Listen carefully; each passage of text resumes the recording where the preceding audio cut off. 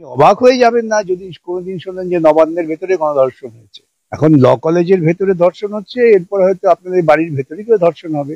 চলমান দেবী মমতা দেবী তিনি বলে দিয়েছেন ধর্ষণ হলে পরে টাকা দিয়ে মিটিয়ে নেওয়া যাবে। তিনি ধর্ষণের না ধর্ষণের রেট করে দিয়েছেন, রেট কার্ড। বাজারে যেমন টাকা দিলে মোয়া কেনা যায়, প্রসাদ কেনা যায়, জগন্নাথের প্রসাদ এখন বিনা পয়সায় পাওয়া যায়। অতএব অতএব তারা মনে করছেন দর্শন করবো, টাকা দিয়ে দেবো। চুরি করেছেন, সবার জীবনে সর্বনাশ নামিয়ে এনেছেন, এটা স্বীকার করতে লজ্জা কোথায়? স্বীকার করুন না। এটি পরবর্তীকালে বেঁচে গিয়ে অভিযোগ করেছেন, তাই অ্যারেস্ট হয়েছে, এবং 3 দিন পরে এরা সকলে জামিন পেয়ে যাবে পুলিশের রিপোর্টের ভিত্তিতে। কিন্তু এই রাজ্যে সরকারি কর্মচারীরা মনে প্রাণে কেউ চান না যে তাদের প্রাপ্য অধিকার তারা অর্জন করুন। দক্ষিণ কলকাতা ল কলেজের মধ্যেই, ক্যাম্পাসের মধ্যেই গণধর্ষণ কার্যত দেখা যাচ্ছে এই মুহূর্তে দাঁড়িয়ে চাঞ্চল্য ফেলে দিয়েছে। কসবা থানায় অভিযুক্তরা রয়েছে, তাদেরকে জিজ্ঞাসাবাদ করা হচ্ছে। আমি বলছি ক্যাম্পাসের মধ্যে নিরাপত্তা কোথায়? ক্যাম্পাসের মধ্যে গণধর্ষণ আপনারা দেখেছেন আরজি কর, আপনারা দেখেছিলেন যাদবপুরে। এরপর দেখা যাচ্ছে খোদ দক্ষিণ কলকাতা ল কলেজ, যেখানে আইন পড়ানো হচ্ছে, সেখানেই দেখা যাচ্ছে গণধর্ষণ। আমার সঙ্গে রয়েছেন বিশিষ্ট আইনজীবী বিকাশ রঞ্জন ভট্টাচার্য। কথা বলবো, স্যার নিরাপত্তা কোথায়? কেন নিরাপত্তা তো জগন্নাথ মন্দিরে আছে। সরকার এখন মনে করছেন সবই দেবতা রক্ষা করবেন, তাই সব সরকারি প্রশাসন এখন চলে গেছে দীঘায় জগন্নাথ মন্দির করতে। জনগণের টাকায় মন্দির হয়েছে, জনগণের টাকায় প্রসাদ বিতরণ হচ্ছে। পশ্চিমবাংলার মানুষ তো খুব আনন্দে আছেন, তাদের বাড়িতে বাড়িতে প্রসাদ পৌঁছে যাচ্ছে, তাদের জন্মের পর জন্ম মুক্ত হয়ে যাবেন সমস্ত অপরাধ থেকে দেবতার পুজো করে। সেই জন্যই এখন প্রত্যেকেই ভাবছেন যে আমাদের তো চলমান দেবী মমতা দেবী তিনি বলে দিয়েছেন ধর্ষণ হলে পরে টাকা দিয়ে মিটিয়ে নেওয়া যাবে। তিনি ধর্ষণের না ধর্ষণের রেট করে দিয়েছেন, রেট কার্ড। এখন তার অনুগামী যারা তা মমতা কৃষ্টিতে বিশ্বাস করেন, তারা মনে করছেন ধর্ষণ করাটা স্বাভাবিক ব্যাপার, ধর্ষণ করবো, টাকা পয়সা দিয়ে মিটিয়ে দেবো। বাজারে যেমন টাকা দিলে মোয়া কেনা যায়, প্রসাদ কেনা যায়, জগন্নাথের প্রসাদ এখন বিনা পয়সায় পাওয়া যায়। অতএব অতএব তারা মনে করছেন দর্শন করবো, টাকা দিয়ে দেবো। এখন ল কলেজের ভেতরে ধর্ষণ হচ্ছে, এরপর হয়তো আপনাদের বাড়ির ভেতরে কেউ ধর্ষণ হবে। যখন ধর্ষণ হবে তখন সবাই মিলে জয় শ্রীরাম জয় জগন্নাথ করবেন, সব মুক্ত হয়ে যাবে।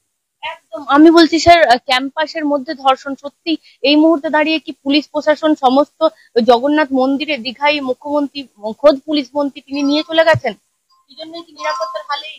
না, নিরাপত্তা পুলিশ থাকলেও একই ব্যাপার, পুলিশ কি করবে? যদি এই রাজ্য প্রশাসন যারা যদি এই ধর্ষণের যে কৃষ্টি তাকে লালন পালন করেন, সেখানে পুলিশ কি করবে? পুলিশ মনে করে ধর্ষণটা স্বাভাবিক ব্যাপার। মুখ্যমন্ত্রী নিদান দিয়ে দিয়েছেন, এই ছোট্ট ঘটনা নিয়ে পুলিশের তো মাথা খাওয়াবার কোনো দরকার নেই। পুলিশ দেখবে যে কার কোথায় বাড়িতে বোমা টোমা আছে, তাকে নিরাপত্তা দেওয়া যায় কিনা, কোন তৃণমূল নেতা তার বাড়িতে বেআইনি টাকা, চুরির টাকা, বদমাইশির টাকা, শিক্ষা বিক্রির টাকা আছে, তাদের নিরাপত্তা দেওয়া যায় কিনা, এইসব কাজ পুলিশের। পুলিশের তো অন্য কাজ করার কোনো দরকার নেই। পুলিশ মন্ত্রীর যে নিদান, সেই নিদান মেনেই তারা কাজ করছেন। ক্যাম্পাসের মধ্যে ধর্ষণ হচ্ছে, আমি বলছি কার্যত সেখানে প্রিন্সিপাল 7:30 থেকে 8টার মধ্যে, আমি বলছি প্রাক্তনী ঢুকে, খোদ কলেজের প্রাক্তনী ঢুকে ওই মুহূর্তে, তাহলে তো পুরোটাই কি প্ল্যান, পরিকল্পনা? এ রাজ্যে 2011 সালের পর থেকে ধর্ষণ একটা নির্দিষ্ট কৃষ্টি হয়ে গেছে। আমি বলি ধর্ষণেরও একটা দর্শন আছে, সেই দর্শনটা এই রাজ্যে 2011 পরবর্তী সময় থেকে, যে দর্শন মূলত আরএসএস এর মৌলিক দর্শন দ্বারা পরিচালিত, সেখানে ধর্ষণ দেখা যাবে হয়তো যে মেয়েটি ধর্ষিতা হয়েছে সে হয়তো নিম্ন বর্ণের, যারা ধর্ষণ করেছেন তারা উচ্চ বর্ণের, প্রাক্তনী হতেই পারে। প্রাক্তনীদের আড্ডা কেন আমি জিজ্ঞাসা করছি? কলেজে কলেজে এই প্রাক্তনীদের, কলেজে কলেজে ছাত্র ইউনিয়নটাকে ভেঙে এই সমস্ত দুষ্কর্ম করার সুযোগ তৈরি করে দিয়েছেন এই রাজ্যের সরকার। তারা গণতান্ত্রিক ভাবে ছাত্র ইউনিয়নের নির্বাচন করান না, তারা তাদের পছন্দসই লোকেদের দিয়ে টাকা পয়সা দিয়ে চালান। এখন প্রাক্তনীরা এইসব চালিয়েছেন, তারা মনে করেন কলেজ ইউনিয়নের টাকাও আমাদের অংশ আছে, এবং কলেজ ইউনিয়নের ভেতরে যা আছে, যে কলেজের যে ক্ষেত্র বা প্রেমিসেস, তার ভেতরে তাদের অবাধ যাতায়াতের অধিকার আছে, ধর্ষণ করার অধিকার আছে। এসব দিদির কৃপায় চলছে। আপনারা যে যাই বলুন, যতই আপনারা চিৎকার করুন না কেন, একটা জিনিস আমি বলছি, ক্যাম্পাসে ওই মুহূর্তে মেয়েটাকে মহিলা শৌচালয় থেকে মানে ক্যাম্পাসের মধ্যে, সেখান থেকে জোর করে নিয়ে যাওয়া হলো গার্ড রুমে। আমি বলছি কেউ দেখতে পেলো না, মেয়েটা চিৎকার করলো, কেউ শুনতে পেলো না। একটা কলেজে স্যার, কে শুনবে? যে শুনবে তারপরের দিন তার গলাটা পড়ে থাকবে। সুতরাং পরিষ্কার থাকে, শোনাশোনির ব্যাপারে যেও না, দেখাদেখির ব্যাপারে যেও না। যেটা মেয়েটি পরবর্তীকালে বেঁচে গিয়ে অভিযোগ করেছেন তাই অ্যারেস্ট হয়েছে, এবং 3 দিন পরে এরা সকলে জামিন পেয়ে যাবে পুলিশের রিপোর্টের ভিত্তিতে, এবং 3 মাস পরে সমস্ত কেউ ভুলে যাবে। একই সাথে আপনি বলছেন যে এই জগন্নাথ মন্দির নিয়ে ব্যস্ত। সত্যি মুখ্যমন্ত্রী, পুলিশ মন্ত্রী তিনি গেছেন, রথের দড়ি টানবেন, আর এদিকে বাংলার এই রাজ্যের তথাকথিত দুটি রাজনৈতিক দল, তারা গত প্রায় 15 দিন ধরেই জগন্নাথের রথের রশি কে টানবে, কোথায় টানবে, কোন পাড়া দিয়ে যাবে, কে প্রসাদ বিতরণ করবে, এ নিয়ে ব্যস্ত। আমি আমি আমি কালকে কলকাতা বিশ্ববিদ্যালয় অঞ্চলে বাংলা ভাষা অনুষ্ঠানে গিয়েছিলাম। সেখানে তো দেখলাম যে এমন চিৎকার হচ্ছে মাইক জুড়ে, জগন্নাথের মন্দির কোথায় যাবে, প্রসাদ কোথায় পাওয়া যাবে, কোন কোন পথ দিয়ে রথ যাবে। পশ্চিমবঙ্গকে আজকে যারা এই পর্যায়ে নামিয়ে নিয়ে এসেছে সাংস্কৃতিক দিক থেকে, বোধ বুদ্ধির দিক থেকে, সেখানে এইরকম গণধর্ষণ কলেজের ভেতর হবে, এতে খুব বিস্মিত হওয়ার কিছু নেই। আপনি অবাক হয়ে যাবেন না যদি কোনোদিন শোনেন যে নবান্নের ভেতরে গণধর্ষণ হয়েছে। সেটাই তো, আপনি আবার অবাক করে কথা বলছেন। আমি যা বল আমি যা আমি যা বলছি ধীরে ধীরে দেখবেন, ইতিপূর্বে যা বলেছি প্রায় সব ঘটনা আস্তে আস্তে বাস্তবায়িত হচ্ছে। আমি যুক্তির ওপর দাঁড়িয়ে, অভিজ্ঞতার ওপর দাঁড়িয়ে, বিশ্লেষণের মাধ্যমে এই কথা বলছি, নতুন কিছু বলছি না। একই সাথে আমি বলছি স্যার, এই যে বলছেন নবান্নই ধর্ষণ হতে পারে, আমি বলছি তাহলে কি আমাদের রাজ্যে ধর্ষণটা একটা ট্রেন্ড হয়ে যাবে? ধর্ষণ মানে আমাদের রাজ্যে, পশ্চিমবঙ্গটা কি সেই জায়গায় চলে এলো? কিন্তু অনেকদিন আগেই লোকে যদি না বুঝে থাকে,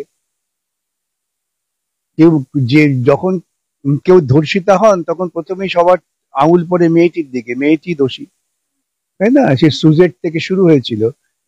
সেখানে তো আমাদের মুখ্যমন্ত্রী থেকে আরম্ভ করে আমাদের শিক্ষিত সাংসদরাও বলতে শুরু করলেন এসব ব্যবসায়িক বৃত্তি, এবং দর্শনটাকে তারা তাদের একটা উপভোগের বৃত্তি হিসেবে পরিণত করেছেন। মুখ্যমন্ত্রী নিদান দিয়ে দিয়েছিলেন, তিনি বলেছিলেন ও ধর্ষিতা হয়েছে, তো ওর সিপিআইএম করতো, ওর বাড়ির লোক, অতএব ধর্ষিতা হলে তাকে যায় আসে না। হ্যাঁ, ওই যেমন সর্দি কাশি যেমন হয়, ধর্ষণ তেমন হবে। সুতরাং সর্দি কাশি হয়েছে, কালকে একটু বৃষ্টি হয়েছে, তাই ধর্ষণ হয়েছে, আশ্চর্য হওয়ার কিছু নেই। একই সাথে আমি বলছি ডিএ নিয়ে কি পদক্ষেপ এই মুহূর্তে গ্রহণ করবেন? কারণ 4 সপ্তাহ হয়ে গেল ডিএ পেলো না, তাহলে কি কন্টেম্প করতে হবে? সে তো কর্মচারীরা ঠিক করবেন। তারা যদি এখনো মনে করেন যে মুখ্যমন্ত্রীর ঘেউ ঘেউ দেওয়া নিদানটাই তাদের পক্ষে গ্রহণযোগ্য, সে তাদের ব্যাপার। আমি তো তাদের উৎসাহিত করতে পারি, অনুপ্রাণিত করতে পারি, তাদের আমি পথ দেখাতে পারি, সাহায্য করতে পারি, কিন্তু তারা ঘেউ ঘেউ করবেন না, ঝাঁপিয়ে পড়বেন, সেটা তাদের বিবেচ্য। আমি বলছি কেন আপনি এই ধরনের কথা বলছেন? কারণ কালীগঞ্জের ভোটে যেভাবে ব্যালটে, প্রথম ব্যালট যেটা সরকারি কর্মচারীরা ভোট দিয়েছেন, তার ফল দেখেই কি এই কথা বলছেন? বটেই তো, আমি তো এই সঙ্গে প্রকাশ্য সবাই বলেছি তো, যে দেখা যাচ্ছে তো এই রাজ্যে সরকারি কর্মচারীরা মনে প্রাণে কেউ চান না যে তাদের প্রাপ্য অধিকার তারা অর্জন করুন। একদল লড়াই করছেন, তারাই হয়তো চাইছেন, আরেক দল তারা ভাবছেন যে আমরা যদি দাসবৃত্তি করে অর্থহীন আনুগত্য দিয়ে জগন্নাথ মন্দিরের পুজো প্রসাদ পাই, তাহলে আমাদের অন্য কিছু দরকার নেই। তাই হচ্ছে এটা। আমি বলছি স্যার, তামান্নাকে কার্যত বোমা মেরে উড়িয়ে দেওয়া হলো, তারপর দেখা গেল প্রাক্তন আইপিএস হুমায়ুন কবির গেলেন, তাকে শোকজ করলো দল। নাটক, শোকজ, এই যে শোকজ ফোকজ করছে, জনগণের এখন ক্ষোভ আছে তাই।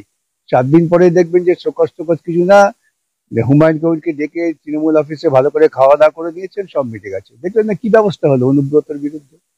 এখন তো পুলিশের বিরুদ্ধেই ব্যবস্থা হচ্ছে, অনুব্রতর বিরুদ্ধে তো কোনো ব্যবস্থা হচ্ছে না। সুতরাং এই রাজ্যে এই সমস্ত ঘটনা ঘটবে, আরো বৃদ্ধি পাবে। পিসি ভাইপো বলছেন আপনি, কিন্তু অভিষেক বন্দ্যোপাধ্যায় বলছেন যাদের চাকরি গেছে, আর কাদের জন্য গেছে, যারা দুর্নীতি করেছে তাদেরই চাকরি শুধু যাবে, সবার কেন গেছে? তিনি এই প্রশ্ন তুলেছেন। এমনকি বিচারপতি নিয়েও তিনি প্রশ্ন তুলেছেন, কোন বিচারপতির বাড়িতে কোটি কোটি টাকা পাওয়া গেছে, সেখানে নাকি পুড়ে গেছে, দমকল উদ্ধার করতে গিয়ে দেখেছে। তাহলে কি বিচার ব্যবস্থা নিয়ে প্রশ্ন তুলবো? বিচার ব্যবস্থা নিয়ে প্রশ্ন তুলুন না, কে বারণ করেছে? নিশ্চয়ই প্রশ্ন তুলবেন, প্রশ্ন তোলার অধিকার আছে। বিচার ব্যবস্থা নিয়ে প্রশ্ন তোলার অধিকার আছে, কিন্তু পাশাপাশি বিচার ব্যবস্থা যে রায় দিচ্ছেন সেই রায়টাকে মান্যতা দেওয়ার দায়িত্ব আছে। এই মান্যতা দেওয়ার দায়িত্বটা পালন করুন। চুরি করেছেন, সবার জীবনে সর্বনাশ নামিয়ে এনেছেন, এটা স্বীকার করতে লজ্জা কোথায়? স্বীকার করুন না যে হ্যাঁ সব তারাই করে, এই গোটা প্রশাসনটাই করছে। হ্যাঁ, উনি যদি সুপ্রিম কোর্টের, হাইকোর্টের বিচারপতিদের ওপরেও তার নিজস্ব বোধ বুদ্ধি প্রয়োগ করার চেষ্টা করেন, ওকে ওকে কিছু কিছু লোক হয়তো ওদের দলের নেতারা ভাবছেন মহামানব, কিন্তু যে কথাগুলো বলছেন কথাগুলো অত্যন্ত শিশু সুলভ কথা, যুক্তিহীন, আইন না জানার কথা। তো সব আইন যে সবাইকে জানতে হবে তার তো কোনো মানে নেই।